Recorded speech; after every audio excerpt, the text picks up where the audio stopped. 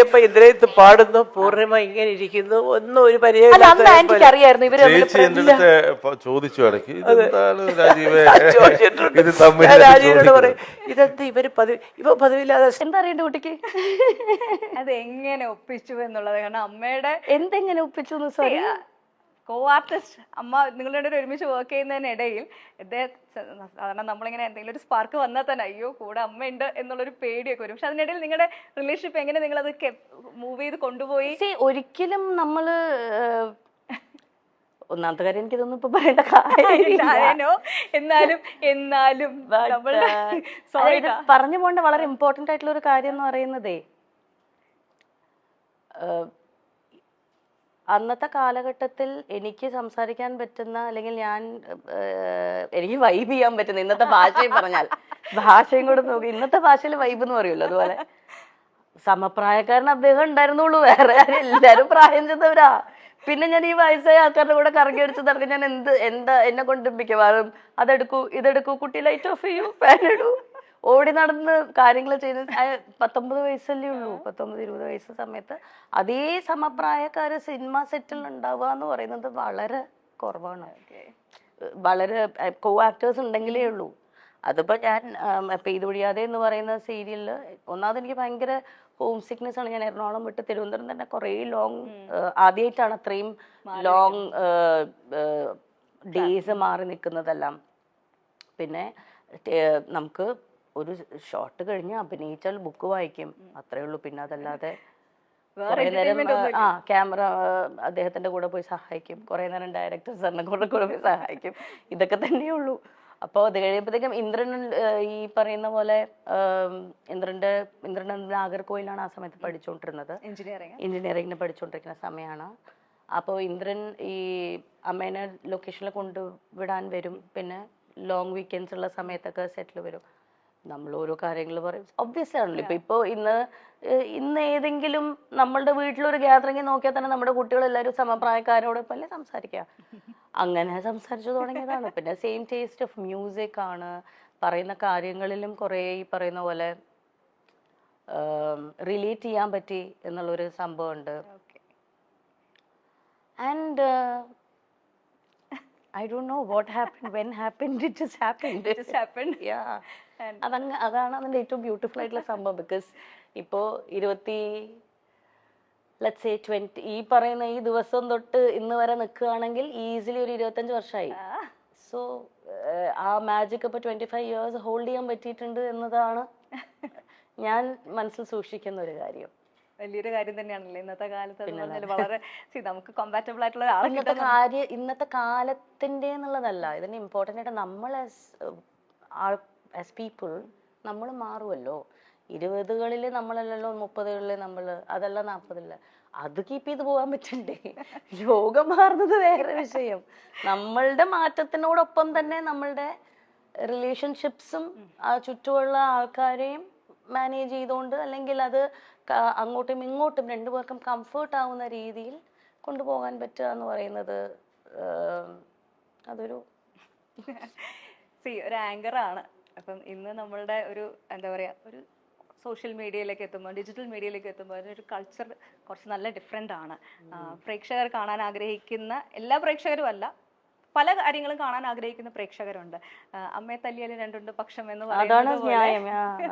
ഇപ്പൊ ഞാൻ ചില സമയത്ത് എനിക്ക് പേഴ്സണലി വലിയ ഇൻട്രസ്റ്റ് ഉണ്ടാവില്ല ഇങ്ങനെ ഒരു കാര്യം ചോദിക്കാനായിട്ട്. പക്ഷെ എന്റെ ജോലിയുടെ ഭാഗമായിട്ട് ചിലപ്പോൾ ഞാൻ ചോദിക്കുകയും ചെയ്യും.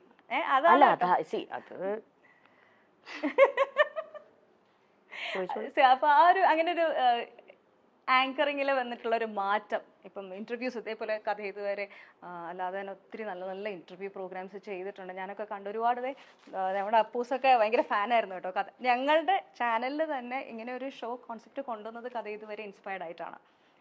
അപ്പോൾ താങ്ക് യു.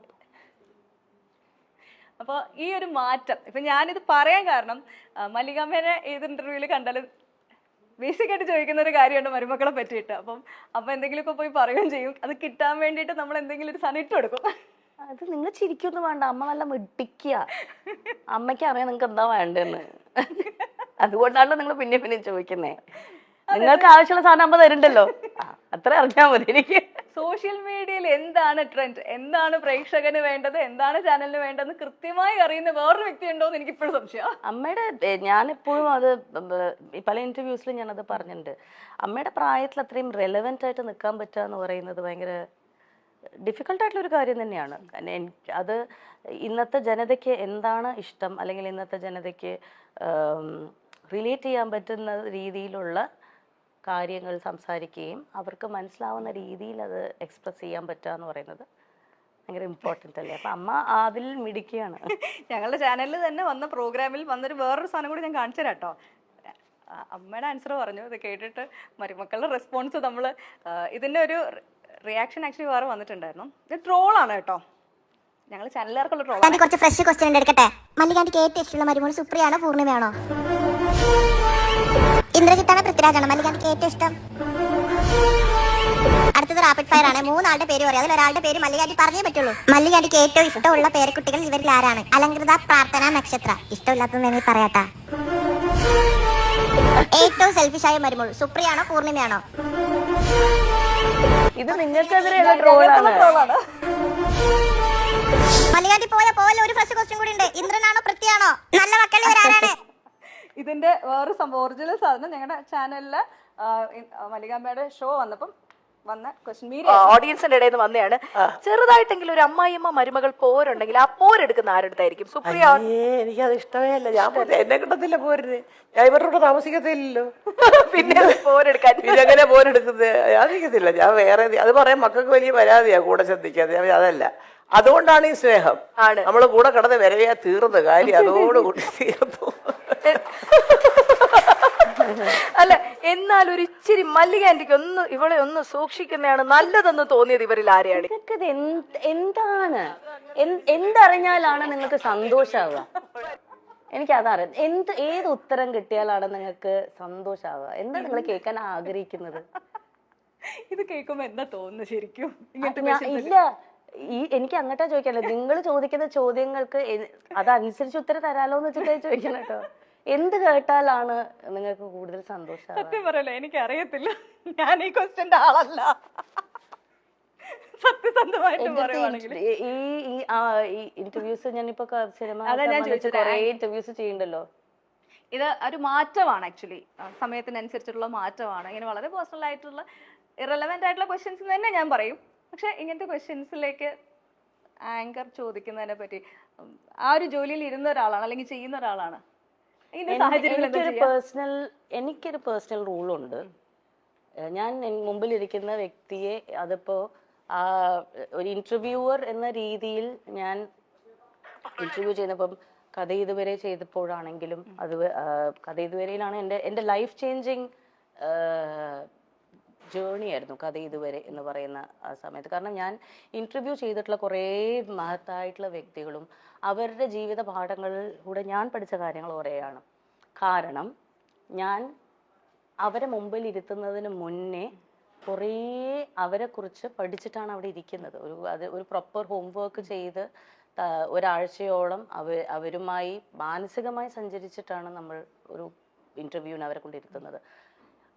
ആ സമയത്ത് എനിക്ക് ആ മുമ്പിലിരിക്കുന്ന വ്യക്തിക്ക് ഏറ്റവും ഉചിതമായിട്ടുള്ള അദ്ദേഹം അവിടെ ഇരിക്കുമ്പോൾ അദ്ദേഹത്തിന്റെ മനസ്സിൽ ഓർത്ത് വെക്കാൻ പറ്റുന്ന സന്തോഷം, അല്ലെങ്കിൽ അദ്ദേഹത്തിന് സന്തോഷം കൊടുക്കുന്ന കുറച്ച് നിമിഷങ്ങൾ മനസ്സിൽ കൊടുക്കണം എന്നത് മാത്രമേ ഞാൻ വിചാരിക്കാറുള്ളൂ.